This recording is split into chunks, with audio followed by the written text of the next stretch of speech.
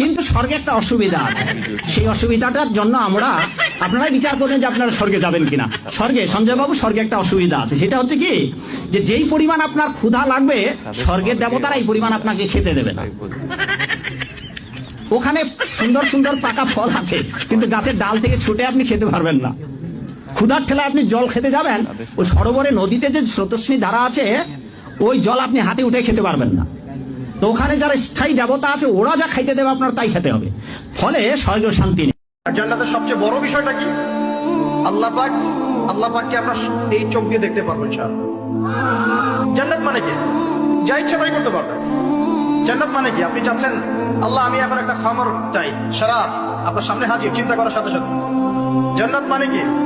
আল্লাহ আমি আপনাকে দেখতে চাই, আল্লাহকে আপনি দেখতে পারবেন। জান্নাত মানে কি? আপনি মধুর নহর, দুধের নহর, পানির নহর, শরাবের নহর। মুসলিম ধর্ম কতটা যে সত্যি, কথাগুলো শুনলেই বুঝতে পারবেন। ধন্যবাদ সবাইকে।